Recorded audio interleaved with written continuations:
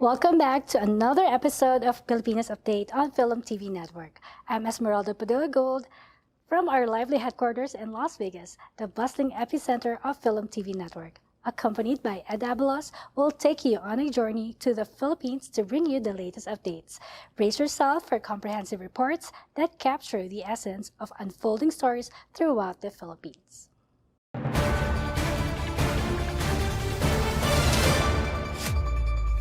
Good evening, I'm Ed Abalos and this is the Filipinas Update, bringing you the latest news from the Philippines. Tonight's news, graft and corruption filed against former Philippine cabinet members over 41 billion fan transfer.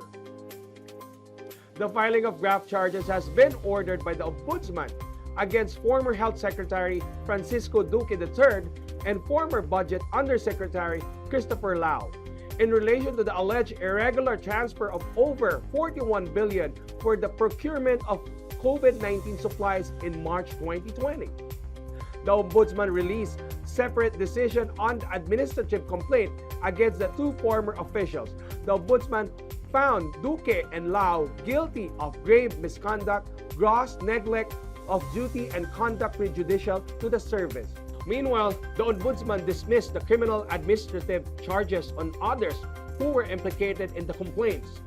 Charges were dismissed against Maria Carolina Niño, Mirna Cabutaje, Roger Tong-An, Leopoldo Vega, Napoleon Arevalo, Enrique Tayag, Filipina Velasquez, Loriga Rabago, and Crispinita Valdez.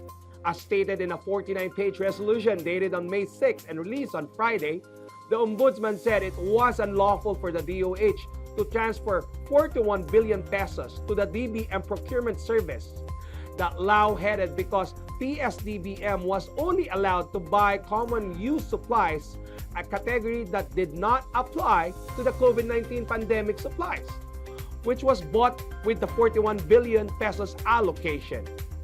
The Ombudsman pointed out that the DOH move was aligned with the provisions of the 2020 General Appropriation Act and did not hasten the procurement process. The procurement process could be easier if the DOH directly procured the COVID-19 supplies directly through Bids and Awards Committee.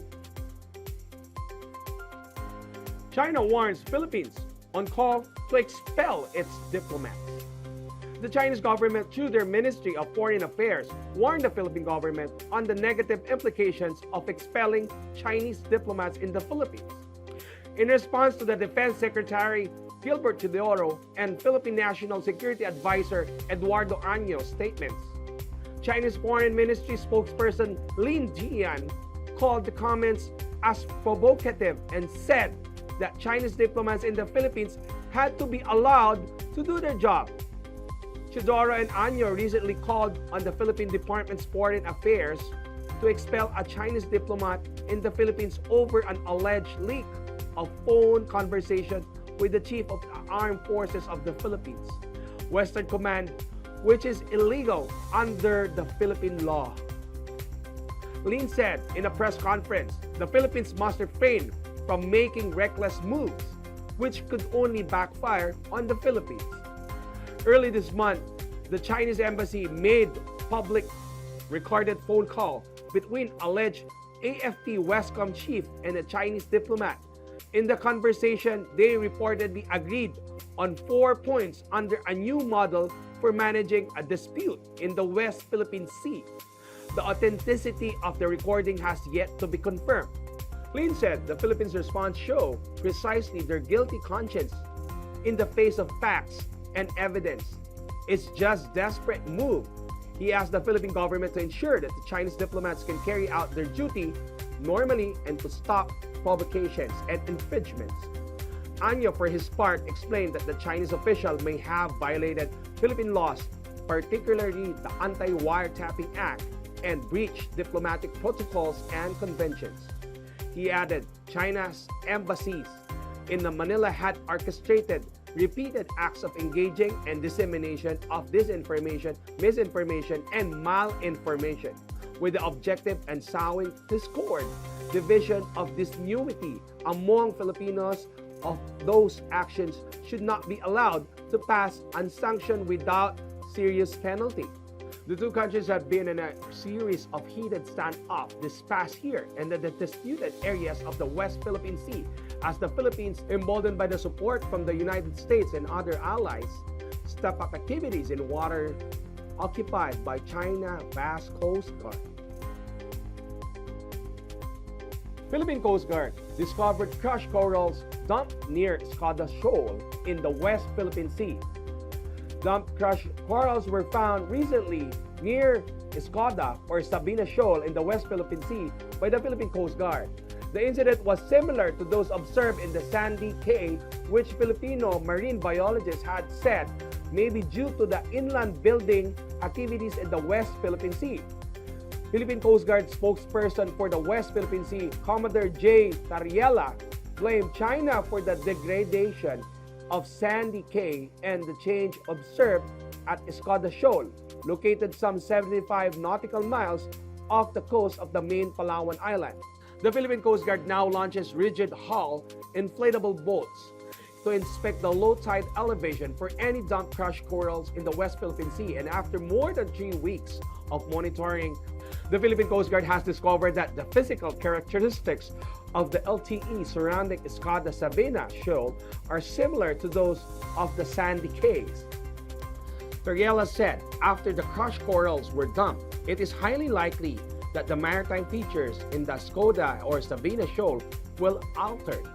The deployment of RHIB or rigid hull boats is now a standard operating procedure after experts from the University of the Philippines, led by Dr. Jonathan Anticamara, in their scientific studies found out that low coral and fish diversity and abundance in Sandy Cay. They said that characteristics of the pile of the sand and rubble on the Pag-asa Cay 1, 2, and 3 indicate that those were possibly products of island building activities that are observed in the West Philippine Sea. The National Security Council Assistant Director General Jonathan Malaya have warned that the dumping of the crushed corals may be targeted to create a new low tide feature in the West Philippine Sea to reverse the country's 2016 arbitral win against China. In September 2023, dead-end crushed corals were also found in the Sandy Cay. Two experts said that this is a common procedure done by the China before it starts the reclamation activities.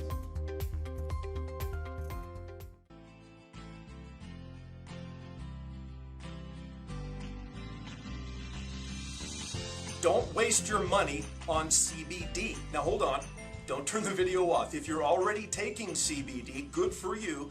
You're on a good path, but there's a much better way. If you're thinking, should I try CBD? Let me answer a couple of questions that might help you make the decision to even try a CBD product. First of all, let's answer the question, what is CBD and where does it come from? CBD is cannabidiol. It's called a cannabinoid, and it's found naturally in many different plants. In fact, as you see here in the Cannabicaceae family, there's hops, sandalwood, hackberry, of course, hemp, even marijuana, but we're not talking here about marijuana. In fact, we're going to be talking about hemp. As I started to mention, CBD can be found in hemp, in rather high levels, as a matter of fact. But here's the problem. CBD is not the only cannabinoid you can find in hemp. Hemp contains over 100 different cannabinoids. In fact, in the Cannabicaceae family, hemp contains the highest level of cannabinoids of any plant, which is why it's the most popular source for CBD. But as I mentioned, CBD is only one of the cannabinoids that you can find in hemp. Hemp contains high levels also of CBC, CBG, and CBN. So why would we want CBC, CBD, CBG, and CBN? Well, as we look at the benefits here from CBD alone, you can see these benefits are great. I mean, who wouldn't want these benefits, right? But let's look at the benefits you can get from CBC. You see, they compound with CBD and offer yet even more. But then let's also now look at CBG. CBG has even more benefits. So naturally, anybody looking for the maximum benefit you can derive from hemp would want CBC, CBG, and CBD. But don't stop there. CBN also has fantastic benefits. So if you're looking for a great hemp product and you're contemplating trying a CBD product, don't just buy CBD. And please, don't buy that cheap gas station grocery store stuff. It's just that, cheap, and it won't benefit you at all. But if you can get a high grade, medical grade in fact, hemp product that contains CBC, CBD, CBG, and CBN, now you are unleashing the full power of your body that can only happen if you have all four of these cannabinoids in your body. If you're taking CBD, you're getting roughly 1/4 of the benefit that hemp can give you. Well, fourth is better than nothing, I suppose, but when you want 100% of all the benefits that hemp can give you, that is what happens if you take CBD with CBC, CBG, and CBN. So now you're probably asking, well, where on earth do I get all four of those? The problem now is solved. CBX4 contains high levels, not trace levels, and this is very important, contains high levels of all four of these cannabinoids, which means every benefit we listed up until now is available to you naturally in CBX4 and only in CBX4.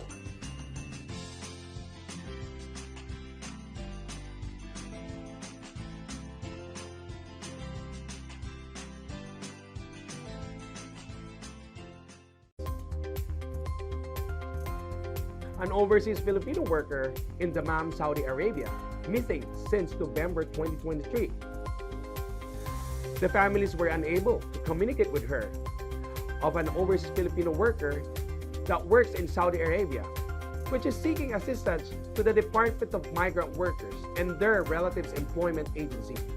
The family of a 38-year-old domestic helper, Divina Yap, who was working in Dammam, Saudi Arabia, wasn't able to contact her since November 2023 after she went to Mecca with her employer. What adds to their worry is the fact that before they lost contact, Divina asked for the relatives for help, and she was scared of getting into serious trouble with her employers after she found out that her female employer is jealous of her. Maria Cristina Suarez, Divina's sister, said that the latter stated that her female employer seemed jealous and angry because of her employer's husband was giving her food while she was on a sleep. Before losing contact, Divina said she would be going on a vacation at her female employer's mother's place for 2 weeks. After 2 weeks, they would return to the mom.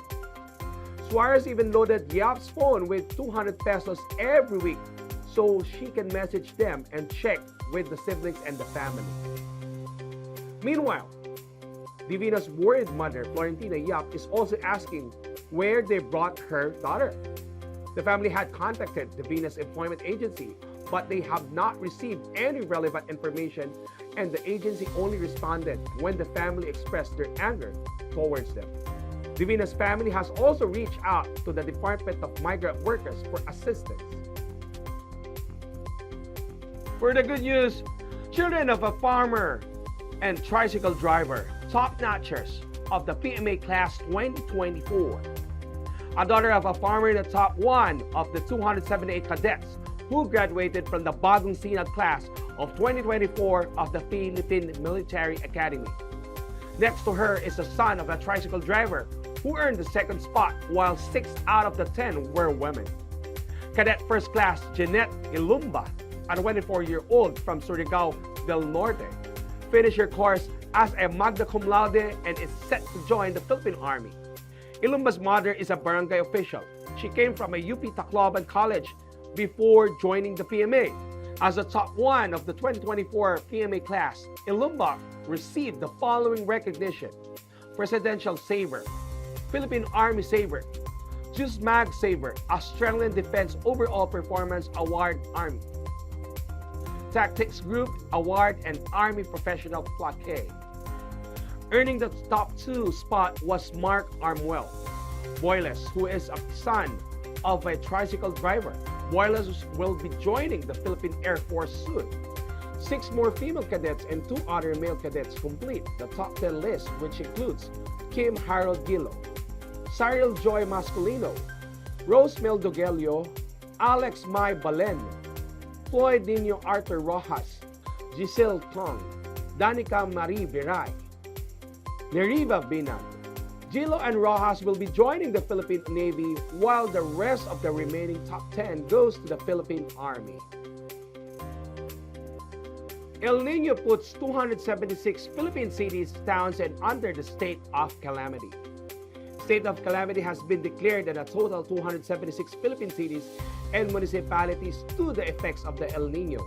The task force of El Niño, through their spokesperson Joey Villarama, confirmed they have received reports of the state calamity declaration in the above-mentioned numbers of the cities and municipalities within the 9 different provinces and the entire Bangsang Moro Autonomous Region in Muslim Mindanao. Most of the affected provinces are from Mindanao, such as South Cotabato, Sultan Kudarat, the provinces within Zamboanga Peninsula. President Ferdinand Bongbong Marcos Jr. even visited provinces in Mindanao to check the status of the negative effects of the drought. Despite a recent forecast from Pag-asa Weather Bureau that the effects of the El Niño will be lessened in the next few days to come, the people will experience the adverse effects, extremely hot weather. President Marcos earlier vowed a whole government approach to assist farmers, fisher folks, and their families affected by the El Niño phenomenon. Recently, the president led the distribution of financial aid to several Mindanao provinces, including General Santos Cotabato and Sultan Kudarat. The president denies news about the PNP coup plot. Malacanang has yet to receive a report on the alleged plans for a coup d'etat to oust President Ferdinand Bongbong Marcos Jr. in response to the former Senator Antonio Trillanes IV, warning about a brewing destabilization plot being hatched by the PNP officials. The president said that he has not received any reports that active senior officers of the Philippine National Police were planning to oust him from power. However, President Marcos said retired police officers are perhaps the ones taking part in the alleged destabilization effort. Marcos also ruled out conducting a loyalty check for the members of the PNP, pointing out its inefficiency. The president said it did not matter if the police officers voted for him in 2022 as long as they remained professional in serving the people and the country. Earlier, Trillanes revealed some senior police officers have been recruiting members for the destabilization plot. Hey Las Vegas, this is Morissette. I'd just like to invite all of you to please come and join us for Harana. And in Tagalog, our language, this actually means serenade. And this is an East meets West live experience by the one and only Troy Laureta, featuring your favorite artists and yours truly. This is happening June 14 at the theater at Virgin Hotels. Get your tickets now. Hope to see you there.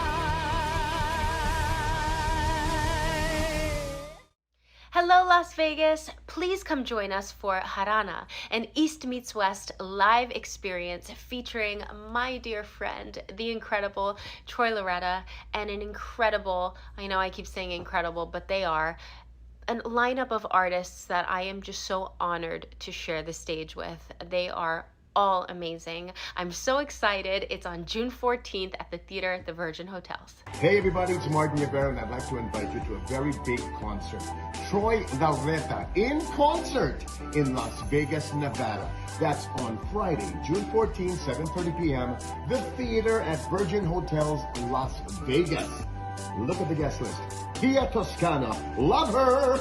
Lauren Alred, never. Morissette, JR.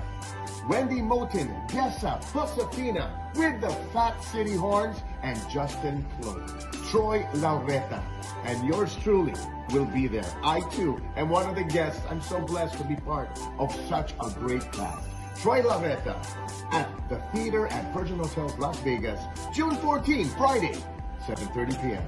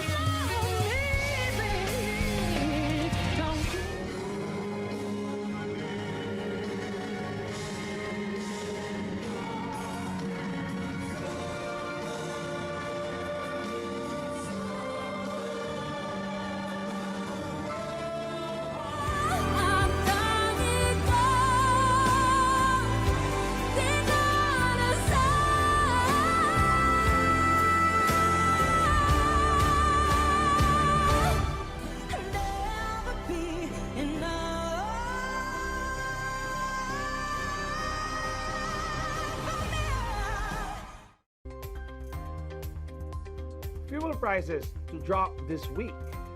Yes, you've heard it right. Fuel prices in the Philippines are going down again this week due to an increase in U.S. crude inventories, a strong dollar, and a recent development in the Middle East. There's a 2 pesos per liter rollback in gasoline and a 50 cents in diesel and 90 centavos in kerosene. The adjustments are based on the 4-day trading of mean of Platts, Singapore. The pricing is based for refined goods in Southeast Asia. Department of Energy's Oil Industry Management Bureau Director Rodella Romero explained that reasons for this week's movements are due to global developments, which include the increase in U.S. crude inventories, the strength of a dollar that downplayed the expectations of a lower interest rates this year. Lastly, a report from the Hamas officials that accepted a new ceasefire proposal for Gaza. Oil companies rolled back prices. For gasoline, it's 75 centavos.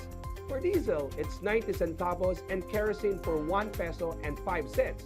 This was last May 7, 2024. Iconic hotel resort in the Philippines to close by July.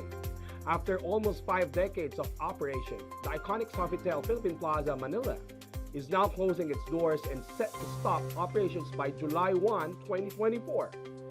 However, Sofitel said it would honor engagements and reservations until the end of June before it closes. In a statement, the hotel management said that decision comes as a part of their ongoing commitment to providing their guests and colleagues with the best possible experience. Opened in 1976, Sofitel was designed by the national artists Leandro Locsin and Ildefonso P. Santos. It was the first hotel in the Philippines with an international caliber, and the Forbes Travel Guide gave the hotel a 4-star rating for 2024.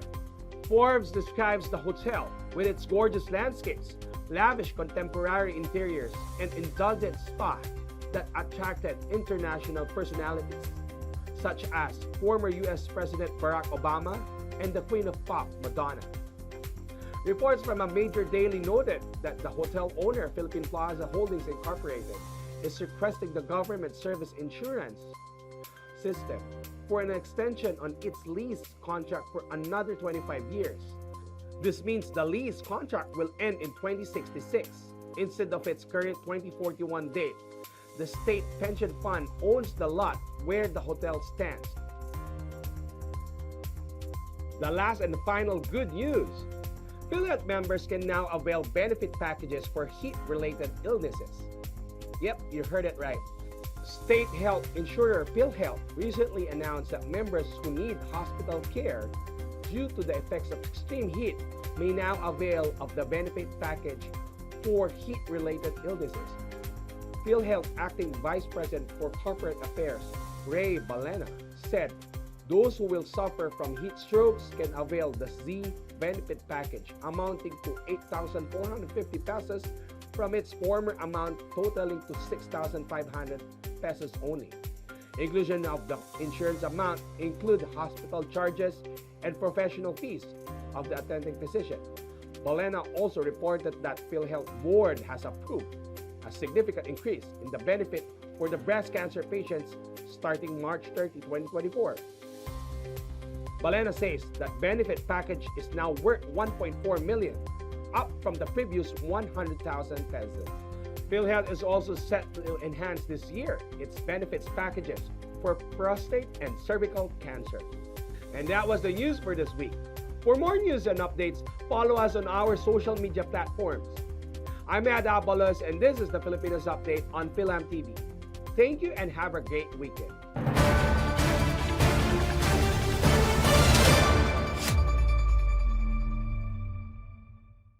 As we conclude yet another captivating episode of Pilipinas Update, I would like to express my gratitude for your unwavering support.